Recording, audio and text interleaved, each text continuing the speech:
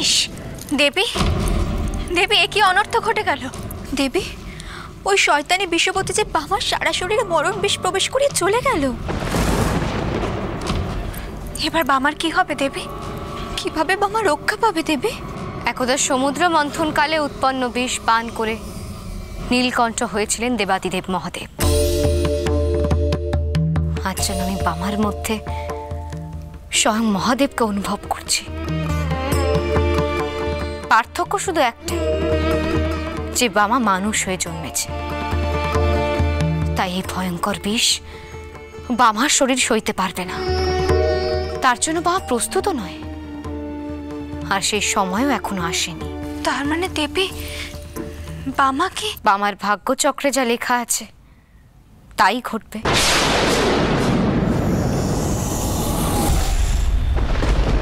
কে কে আমার বাবাকে বিষ দিয়েছে?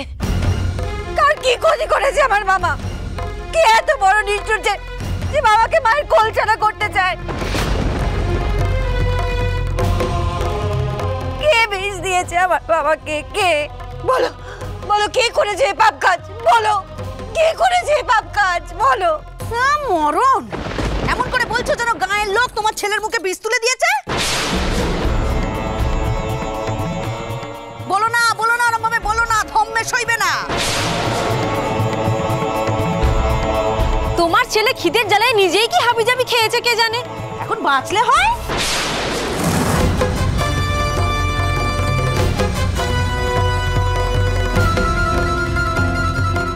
লাবণ্য, তুমি মায়ের সামনে এমন কথা বলতে পারলে? হ্যাঁ, বলতে পারলাম।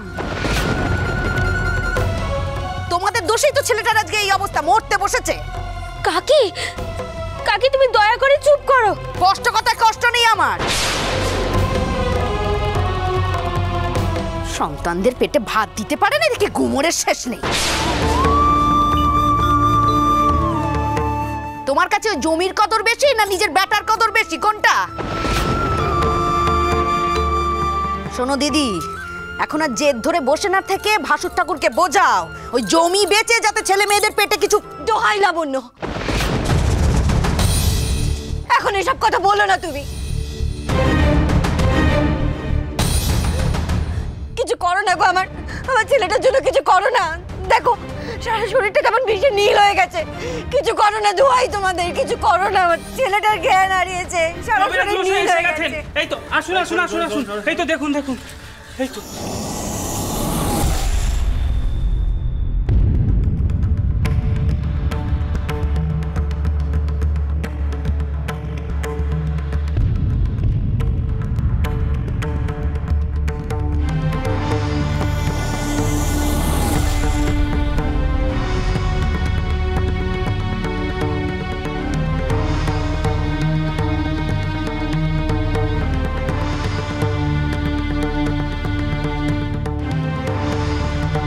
বামা, বামা, চোখ খোলো তো দেখি।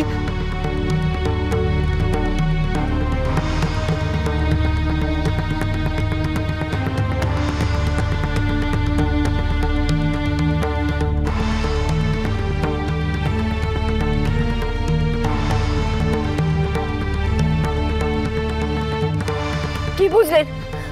কি বুঝলেন কবিরাজ মশাই? কি বুঝলেন আপনি? নাড়ি পাচ্ছি না।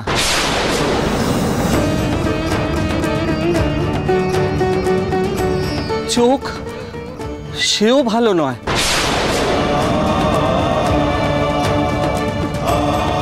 হৃদয়ের গতি ক্রমশ কমে আসছে।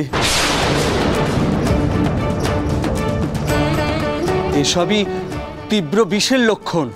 কবিরাজ মশাই, আমি কোনো প্রবোধ দেব না বৌঠান। কবিরাজ মশাই, আপনি দয়া করে আমার বাবাকে বাঁচান, দয়া করে আমার ছেলেটাকে বাঁচান। কবিরাজ মশাই, আমার বাবাকে বাঁচান আপনি। এখন যা অবস্থা তাতে কোনো ওষুধই কাজ হবে না। কোনো চিকিৎসাতেই আর বাবাকে সুস্থ করা যাবে না। এখন শুধু অপেক্ষা। তীব্র বিষের কারণে বামার মৃত্যু আসন্ন।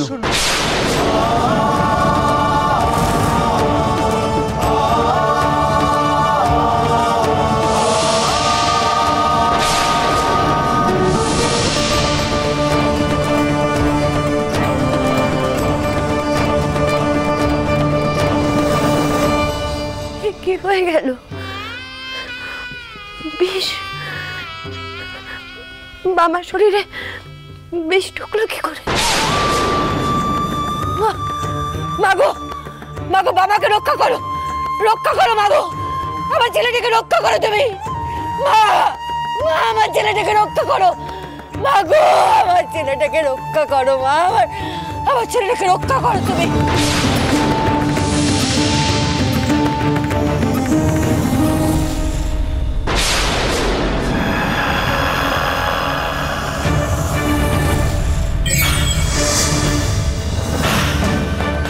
আমি আপনার আদেশ পালন করেছি প্রভু।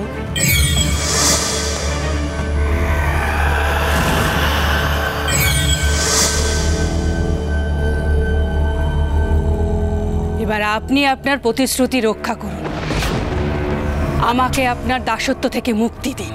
যদি সত্যি তুই আমার আদেশ পালন করে থাকিস তাহলে আমিও আমার প্রতিশ্রুতি রক্ষা করব। আমি নিজের হাতে বামাকে বিষ মাখানো খাবার মুখে তুলে এসেছি, নিজের চোখে দেখে এসেছি বামা বিষের যন্ত্রণায় ছটফট করছে, ধীরে ধীরে বামা মৃত্যুর দিকে ঢলে পড়ছে। কোন ওজা কবিরাজের সাধ্য নেই আমার তৈরি বিষের হাত থেকে বামাকে বাঁচানো, তাই ওর মৃত্যু অনিবার্য প্রভু।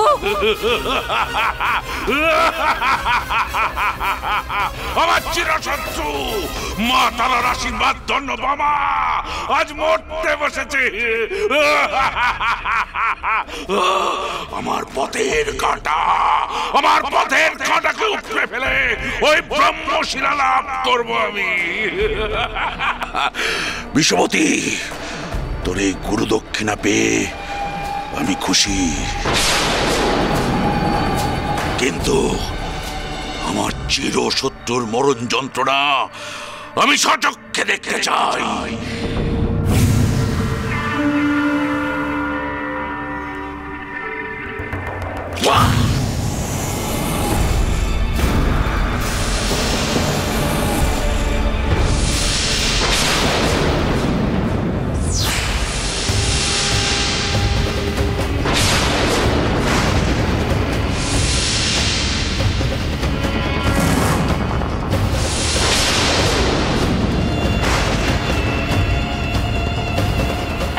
শুধু সময়ের অপেক্ষা প্রভু, যে কোনো মুহূর্তে বামা মৃত্যু মুখে পতিত হয়ে জমালয়ে গমন করবে। জমালয়ে যাবে বামা, আমার ইচ্ছে পূরণ হলো।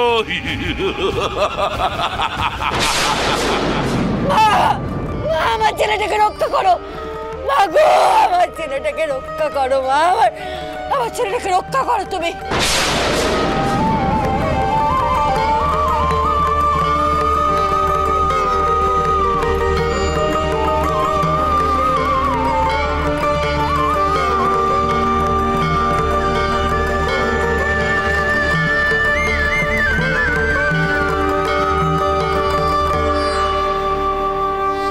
দেবী, দেবী, আপনি দয়া করে কিছু করুন, আপনি রক্ষা করুন দেবী, বামাকে রক্ষা করুন।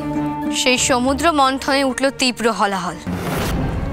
দেবতা, অসুরের দল সকলেই প্রমাদ গুনল। সে তীব্র বিশেষ শক্তিতে এই ত্রিজগৎ বিনষ্ট হতে যাচ্ছিল। তখন সকলে মিলে স্মরণ করল দেবাদিদেব মহাদেবকে। তিনি পান করলেন সেই তীব্র বিষ। তাতে শরীরে যে জ্বালা সৃষ্টি হলো তা আমি নিবারণ করেছিলাম মাতা তারিণী রূপে। আমার বামা তো স্বয়ং দেবাদিদেবেরই অংশ। আমার প্রিয় পুত্র বামার শরীরে প্রবেশ করেছে সেই তীব্র বিষ। তাই আমি পুনরায় মাতৃস্নেহে আমার বামাকে সুস্থ করে তুলব।